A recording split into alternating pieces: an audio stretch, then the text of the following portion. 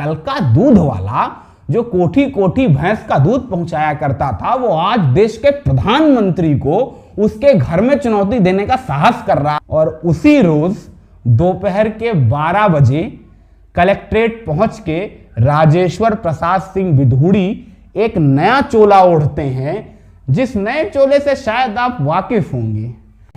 एक दूध वाला था, रोज सुबह 4 बजे उठता, भैंसों को नहलाता, गोबर साफ करता, दूध निकालता और फिर सूरज की पहली किरण के पहले दूध की बोतलों को दिल्ली के तमाम मंत्रियों की आलीशान कोठियों के भीतर पहुंचा दिया करता था।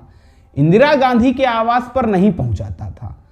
फिर आहिस्ता आहिस्ता वक्त गुजरता है, कैलेंडर के पन्ने पलटते हैं, पलटने की रफ्तार बढ़ती है और चंद बरस के बाद एक दफा फिर यही दूध वाला दिल्ली के मंत्रियों से घिरी एक सड़क पर सरपट भागा जा रहा था। फर्क बस इतना था कि अब यह शख्स दूध बेचने का नहीं, खेतों में कीटनाशक छिड़कने का काम किया करता था। यह सड़क सीधा वेलिंगटन क्रिसेट की ओर जाती थी, जो इंदिरा गांधी का आवास हुआ करता था। कैलेंडर में बरस 1980 छपा हुआ था, जब देश के हुक्मरान चौधरी चरण सिंह हुआ करते थे। शख्स चंद मिनटों के भीतर इंदिरा गांधी से मुखातिब होता है और इंदिरा गांधी से कहता है, मैडम, मुझे देश के प्रधानमंत्री चौधरी चरण सिंह के खिलाफ चुनाव लड़ना है बागपत से। बस आपका आशीर्वाद स्वरूप टिकट चाहता हूं। अब क्या ही कहती इंदिरा, मुस्कुराती हैं और कहती हैं, साहब आप जो नौकरी कर रहे हैं ना, वो नौकरी अच्छी है, तनख्वाह भी अच्छी है, भविष्य भी आपका उज्जवल ही है, वो नौकरी ही करते रहिए। सामने खड़ा शख्स झल्ला पड़ा, इंदिरा गांधी से बिल्कुल तल्ख लहजे में बोला, मैडम आपका आशीर्वाद चाहिए, सलाह नहीं। नौकरी को तो मैं लात मार कर आया हूं, इस्तीफा दे कर आया हूं, राजनीति में उतरना है इसलिए नौकरी छोड़ कर आया हूं।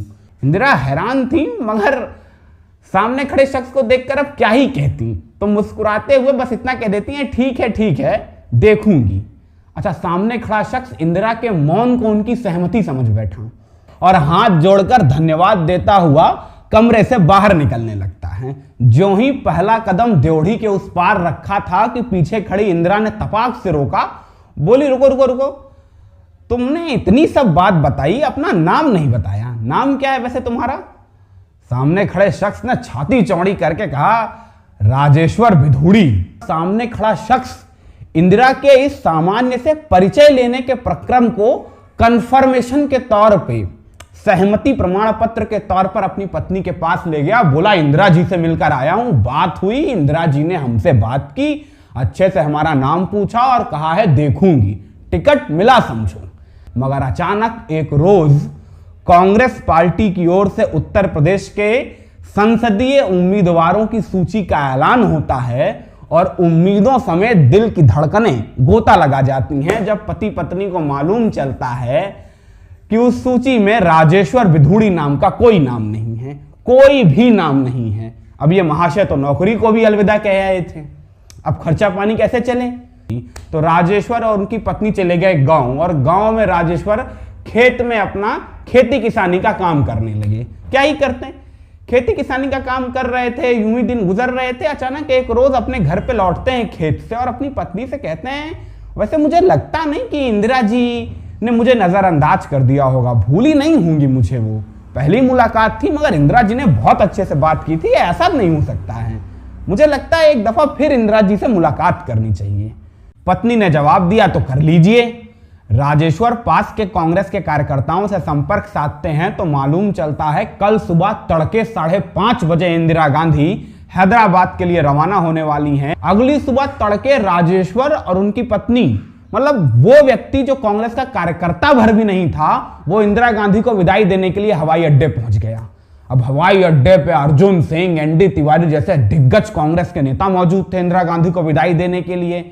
तमाम कार्यकर्ताओं की लंबी कतार थी, तो राजेश्वर और उनकी पत्नी भी कतार के आखिर में आके खड़े हो गए कि क्या पता इंदिरा जी यहां तक भी चली आए।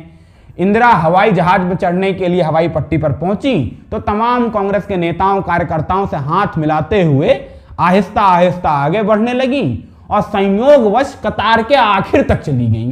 आखिर में राजेश्वर को खड़ा देखी तो मुस्कुरा के कहीं राजेश्वर के लिए ये बहुत मायने रखता था, क्योंकि इस का मतलब था इंदिरा को उनकी शक्ल याद है। इंदिरा ने कुछ नहीं कहा, हवाई जहाज में सवार हुई, हैदराबाद के लिए रवाना हो गई। राजेश्वर उनकी पत्नी भी स्कूटर से घर आ गई। फिर राजेश्वर अपना रोजमर्रा के काम में लग गए। शाम को राजेश्वर बाजार गए हुए थे। अचानक घर पर टेलीफोन की घंटी बजती है। राजेश्वर की पत्नी टेलीफोन उठाती हैं। सामने से आवाज आती है, राजेश्वर जी से बात हो सकती है क्या? मैं संजय गांधी के दफ्तर से बोल रहा हूं। राजेश्वर की पत्नी हड़बड़ा के पूछती है, बताइए कोई संदेश हो तो मैं पहुंचा दूंगी। सामने खड़ा शख्स कहता है, कुछ नहीं, बस आएंगे तो कह दीजिएगा संजय गांधी से उनके दफ्तर पे आके मुलाकात कर लें, बहुत जरूरी काम है। अब राजेश्वर की पत्नी की दिल की धड़कनें बढ़ना शुरू, किसी की भी बढ़ेंगी। जल्दी से घर के दरवाजे पर आकर खड़ी होती हैं। राजेश्वर ज्यों ही घर की दहलीज पर आकर खड़े हुए, सामने खड़े उनकी पत्नी ने कहा, ना स्कूटर बंद मत करिए, जल्दी से चलिए संजय गांधी जी के दफ्तर, फोन आया था, आपको बुलाया गया है। जिसके बाद राजेश्वर और उनकी पत्नी सीधा पहुंचते हैं संजय गांधी के दफ्तर, जहां संजय गांधी मौजूद होते हैं और राजेश्वर को देखते ही नजरें ऊंची कर बोलते हैं, जाओ जाके भरतपुर से लड़ो, कार्यकर्ता मौजूद रहेंगे, सारा काम हो जाएगा। जल्द से जल्द राजेश्वर और उनकी पत्नी भरतपुर पहुंचना चाहते थे तो रात में ही टिकट कटाया और अगली सुबह तड़के पहुंच गए भरतपुर। लगा कि बस कार्यकर्ता दौड़ते हुए आए और गेंदे की माला गले में डाली, मगर सारे के सारे अरमान धरे के धरे रह गए तब जब मौके पर खड़े तमाम कांग्रेस के कार्यकर्ताओं ने एक सुर से राजेश्वर को पहचानने तक से इनकार कर दिया। माने हालत यह हो गई थी कि जिस रेलगाड़ी से राजेश्वर आए थे उस रेलगाड़ी को स्टेशन छोड़ चुके घंटों गुजर चुके थे और राजेश्वर और उनकी पत्नी अभी भी प्लेटफॉर्म पर ही खड़े थे, कार्यकर्ताओं को समझाने में जुटे हुए थे कि वो ही राजेश्वर हैं जिन्हें संजय गांधी ने भेजा है। मगर कार्यकर्ता सुनने को ही नहीं तैयार, ना जी ना, आप वो राजेश्वर हो ही नहीं, हमें तो दिल्ली से दूसरा ही नाम बताया गया है। घंटे 2 घंटे के बाद उनके पास एक आदमी आया फोन लेके, बोला संजय गांधी जी से बात कर लीजिए, संजय गांधी जी आपसे बात करना चाहते हैं। राजेश्वर ने खट से फोन उठाया तो संजय गांधी लगे बरसने, एक के बाद एक 10 बात सुनाई। बोले तुम्हारा एक तो नाम इतना लंबा है, राजेश्वर प्रसाद सिंह विधूड़ी, अब तुम हवाई जहाज उड़ाते हो ना, हवाई जहाज उड़ा के जाके कीटनाशक छिड़कते हो ना, तो मैंने वहां बोल दिया कि एक पायलट जा रहा है, उसे चुनाव लड़वा देना। अब मैं तुम्हारा नाम पूरा कहां जानता था, राजेश्वर प्रसाद सिंह विधूड़ी, तुम अपना पूरा नाम बता रहे हो। ऐसा करो सीधे जाओ पहले कलेक्ट्रेट, इतने लंबे नाम के साथ राजनीति नहीं की जाती है, कलेक्ट्रेट जाओ तुरंत अपना नाम बदलवाओ। और उसी रोज दोपहर के 12 बजे कलेक्ट्रेट पहुंच के राजेश्वर प्रसाद सिंह विधूड़ी एक नया चोला ओढ़ते हैं, जिस नए चोले से शायद आप वाकिफ होंगे। नाम राजेश पायलट, सुना तो होगा। कांग्रेस के सबसे दिग्गज नेताओं में से एक, वो इकलौता नाम जो इंदिरा, फिर संजय, फिर राजीव और सोनिया, इन चारों के करीबियों में शुमार रहा, जिसका एक परिचय सचिन पायलट के पिता के रूप में भी हो सकता है। मगर वो परिचय देना मैंने उचित नहीं समझा, क्योंकि राजेश की कहानी खुद ब खुद में तारीख बन चुकी है।